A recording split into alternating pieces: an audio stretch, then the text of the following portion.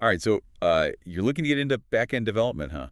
I gotta say, this roadmap you sent over is it's quite the adventure. It really is. Don't worry though. The goal of this deep dive isn't to turn you into like an expert on everything right away. Yeah, that's right. It's more like we're giving you a treasure map, pointing out like the hidden gems and the most scenic routes through this whole back-end landscape. I like it.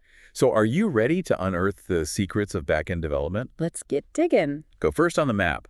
Learn the basics of C Sharp. Makes sense. You need the right tools to excavate. Absolutely. C Sharp is like the bedrock for so much in backend development. Oh, yeah? Mastering C Sharp 10 and the .NET 6 framework, it's like getting fluent in the local language. It's essential for understanding everything else. Got it. And I see .NET CLI right below that. Is that the actual shovel we'd be using, so to speak? Precisely. The .NET CLI, that's your command line interface Oh. for creating, building, and managing all those .NET projects. It's a versatile tool that really streamlines your workflow. Okay, so it's like a superpowered shovel that does more than just dig holes. But before we get too deep into the code, there's this entry. General development skills. Is this like knowing how to read a compass and identify poisonous plants before venturing out into the wilderness? Exactly. These are your survival skills. Yeah. For any developer, regardless of what their specific focus is, Yeah. think problem-solving debugging, being able to think critically and approach challenges strategically. That's what separates the skilled adventurers from those who get lost in the jungle. Makes sense. Now, things start to get really interesting with data management. Right. We've got a whole cluster of database terms here. SQL basics, stored procedures, constraints, triggers. It's like we've stumbled upon a hidden chamber full of ancient artifacts. Think of a database as a vast library Okay. filled with organized information. Okay. And SQL Basics is the language you use to navigate this library to retrieve the specific scrolls you need. I can picture that. But what about these other terms? They sound like some kind of mystical code. Let's decode them. Okay. Stored procedures are like pre-written spells or recipes that perform specific actions in the library, like adding a new scroll or updating an existing one. Constraints are like magical wards that protect the library, ensuring the integrity of the scrolls and preventing chaos and triggers. Are enchantments that activate automatically when certain events occur, like sending an alert when a rear scroll is accessed. So it's all about organizing, protecting, and automating actions within this magical library of data. It is. But then we have a whole list of specific databases: SQL Server, PostgreSQL, MySQL, like different schools of magic, each with its own style. Exactly. SQL Server is a powerful and versatile school, Okay. often favored by larger institutions. PostgreSQL is known for its open source nature and adherence to traditional magical principles. MySQL is another popular open source school known for its speed and agility in handling large amounts of information. So choosing the right database is like choosing a magic school. Right. It depends on your specific needs and the kind of magic you want to perform. Precisely, each database has its own strengths and weaknesses, making some better suited for certain tasks than others. And then there's NoSQL. Is that like a whole different realm of magic altogether? You could say that. Okay. Imagine instead of a structured library, you have a sprawling, enchanted forest where information is stored in a more organic and interconnected way. Okay. That's NoSQL. It's ideal for handling vast and ever-changing information like the whispers of the wind or the patterns of the stars. Okay, so if you're dealing with information that doesn't fit neatly into scrolls and shelves, NoSQL might be the way to go. Exactly. It offers a different approach to storing and retrieving information, one that embraces the fluidity and interconnectedness of the natural world. All right, now we're getting into the part where we actually start building things. ASP.NET Core.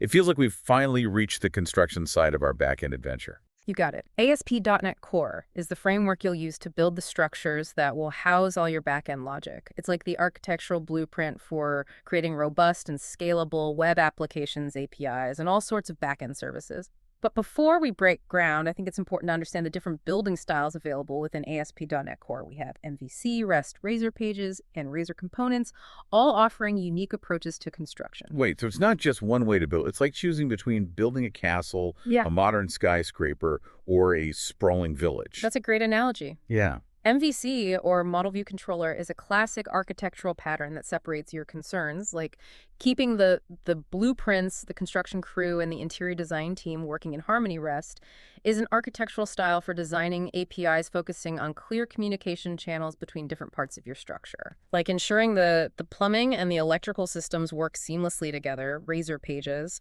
is a streamlined approach that simplifies building individual rooms or sections, focusing on functionality and ease of use. And Razor components are like prefabricated building blocks that you can assemble and reuse to create complex and interactive structures. Wow. ASP.NET Core really does give you a lot of options.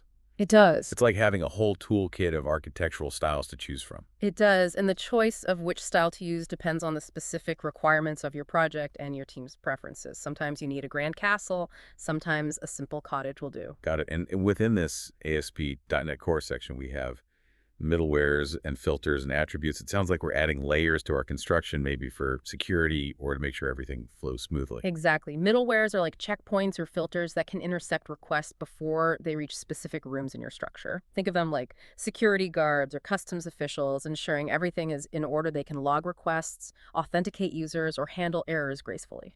So they're like adding extra layers of security and control to your application. Precisely. And filters and attributes are like detailed instructions or rules that govern the behavior of specific rooms or areas within your structure. Okay. For example, you might have a no shoes rule for a specific room or a restricted access rule for a certain wing of the building.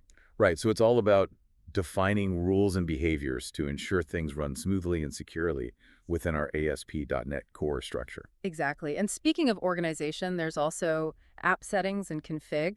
Think of this as the master control panel where you can tweak and adjust various settings without having to rewire the entire structure. It's about keeping things flexible and adaptable to changing needs. So it's like having a control panel that lets you adjust the temperature, lighting, and other settings without having to call an electrician every time. Precisely. It provides centralized control and makes it easier to manage the overall environment of your application. Okay, this is starting to feel like we're building a really sophisticated structure here. Now, the roadmap leads us to Object Relational Mapping, or ORM, which seems like a way to connect our structure to the data library we talked about earlier. Exactly.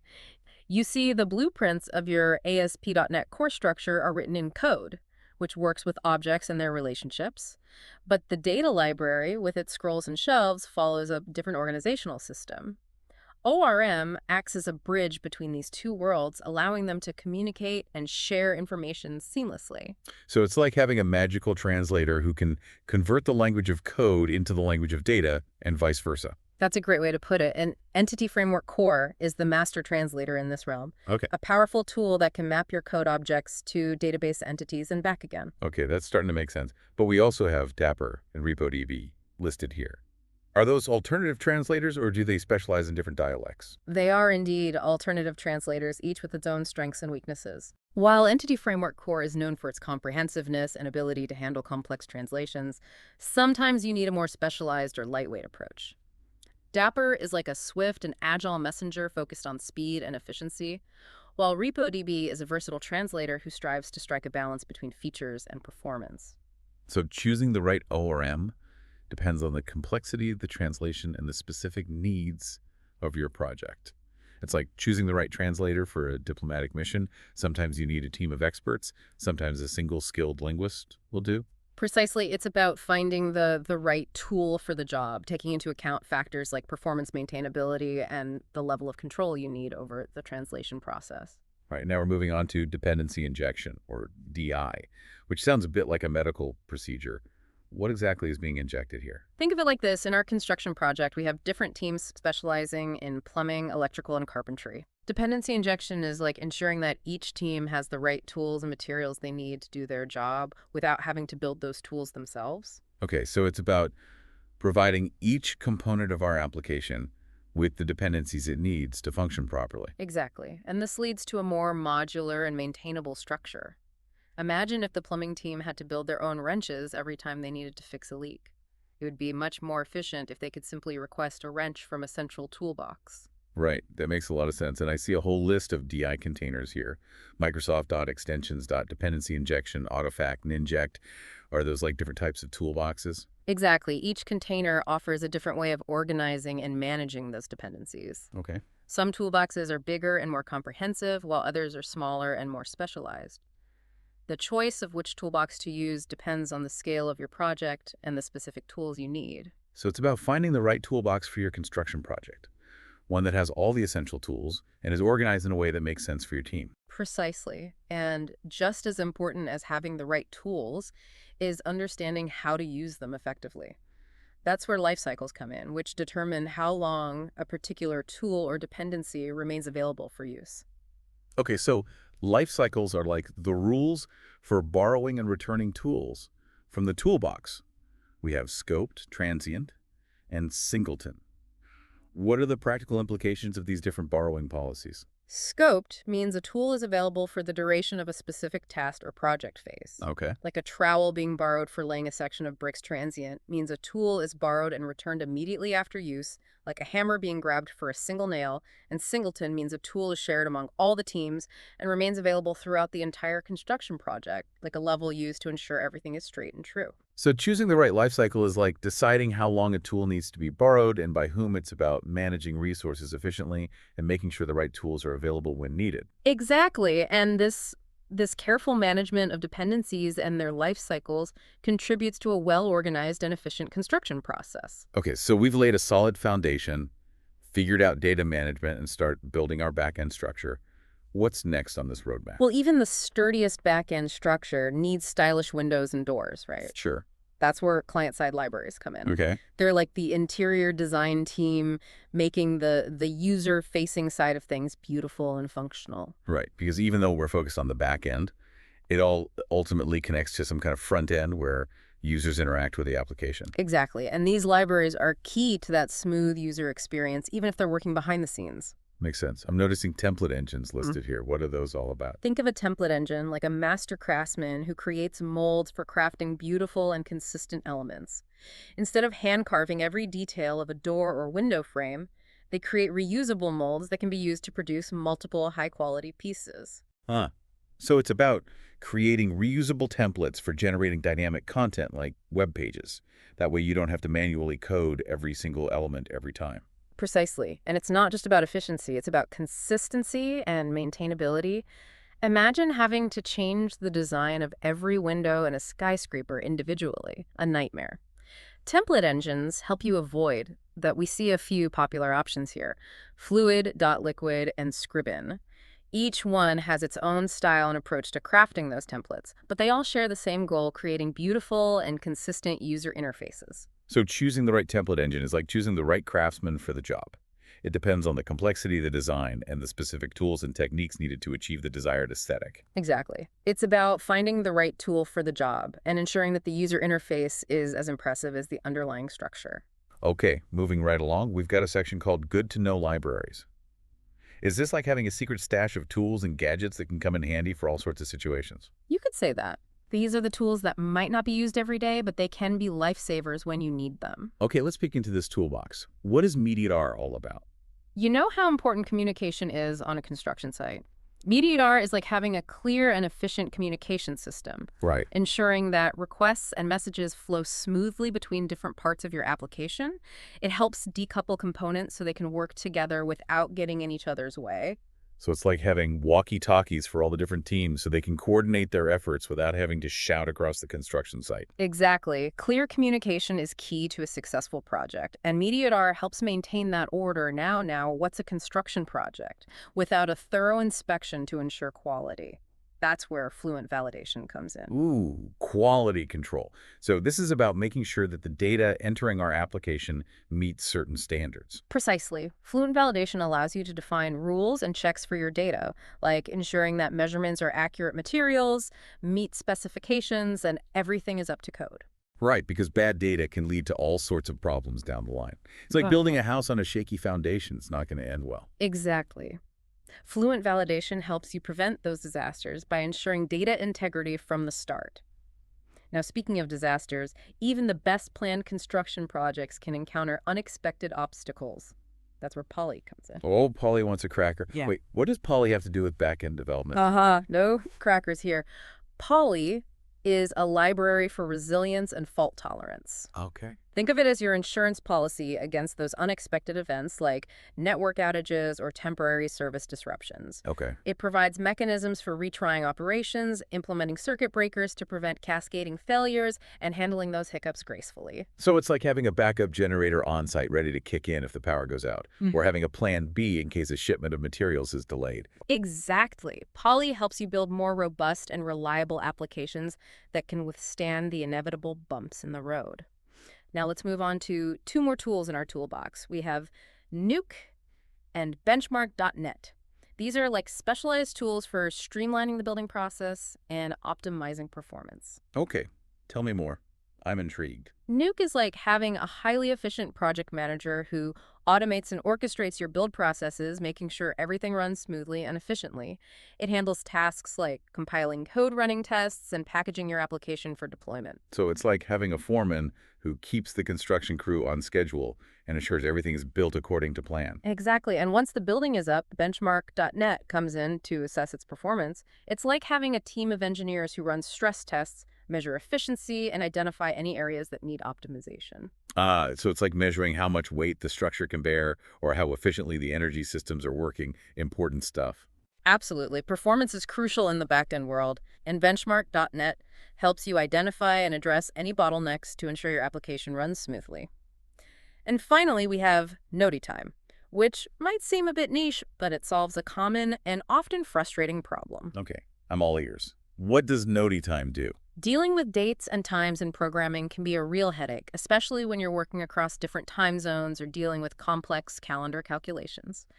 NodiTime provides a comprehensive and reliable toolkit for handling all things time-related, making sure your application doesn't get lost in the space-time continuum. So it's like having a super accurate atomic clock that ensures all your time-based operations are precise and consistent no matter where in the world your application is running. Exactly. NodiTime takes the guesswork out of working with dates and times, freeing you up to focus on more important aspects of your backend development. Okay, that covers the good to know libraries section.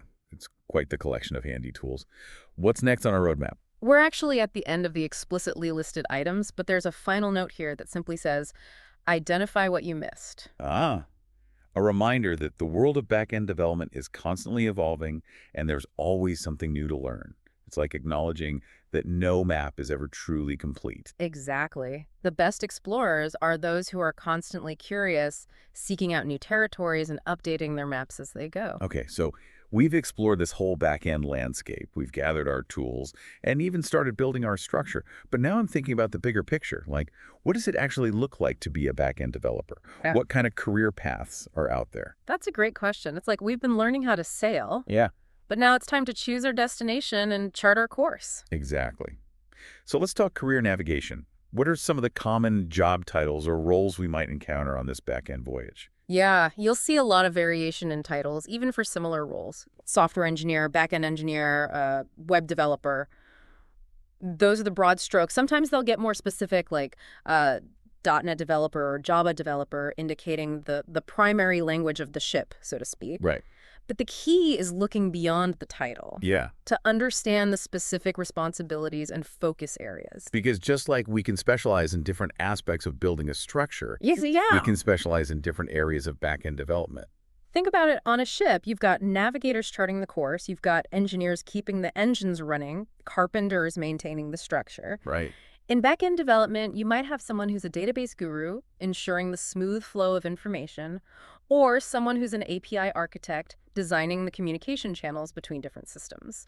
And as we sailed towards the uncharted waters of microservices, we need skilled captains who can manage fleets of smaller interconnected vessels. So it's about finding the role that best suits your skills and interests within this vast back-end ocean. Precisely. And just as a skilled sailor can learn to navigate different types of vessels. Yeah. A back-end developer can often transfer their skills between different areas of specialization. Okay, so let's say someone has completed their basic sailing lessons and has a compass pointing towards a particular area of back-end development.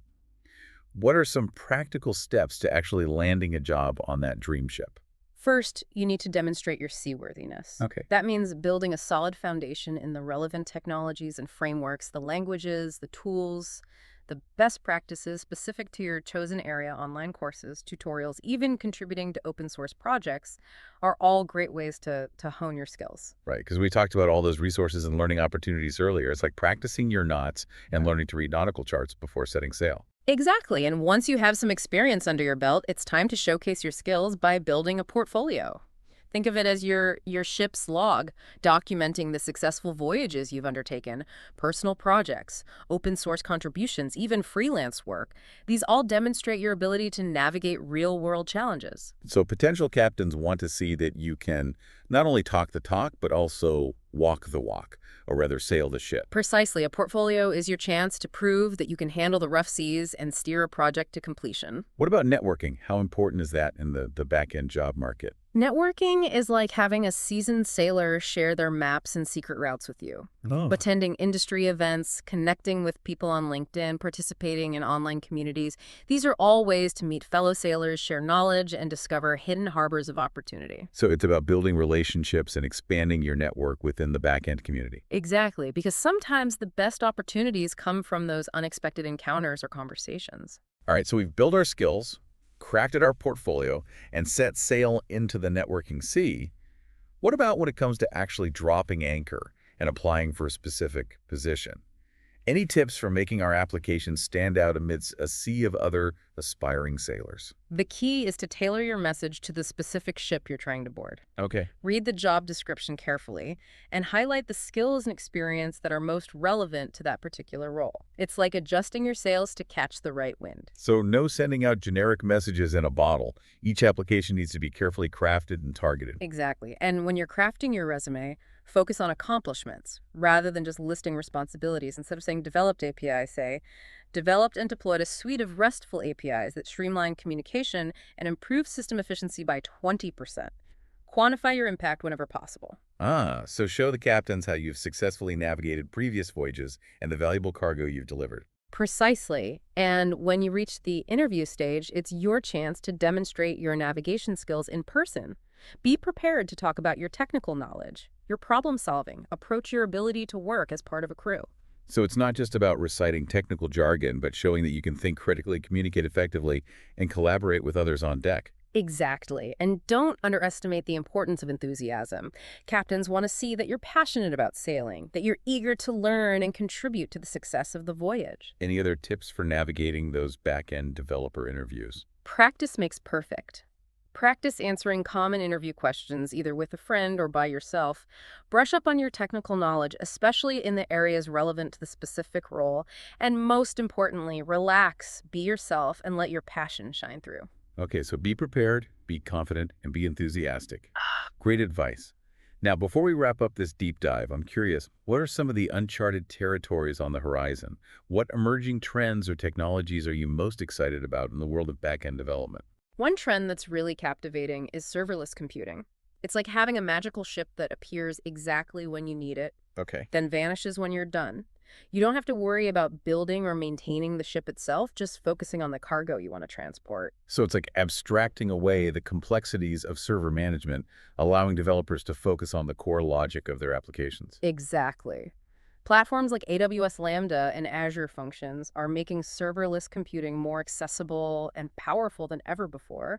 And then there's the growing influence of artificial intelligence and machine learning. Right. It's like having a mystical compass that can predict the weather chart, the safest course, and even identify potential dangers lurking beneath the surface. So AI and ML are becoming integral parts of back-end systems, Yeah. adding intelligence and automation to everything from data analysis to security. Precise. Back-end developers with expertise in AI and ML are like skilled navigators who can harness the power of these advanced technologies to build smarter, more efficient, and more resilient applications. That's incredibly exciting. It seems like the world of back-end development is constantly expanding with new challenges and opportunities always emerging. Absolutely. And for those who are passionate about technology problem solving and building the systems that power our digital world, there's never been a more rewarding time to embark on this back-end adventure. What an incredible journey this deep dive has been. Thanks for being such a fantastic guide through the back-end landscape. My pleasure. And to all our listeners out there, remember the world of back-end development is vast and ever-changing. Embrace the challenges, never stop learning, and chart your own course towards an exciting and fulfilling career.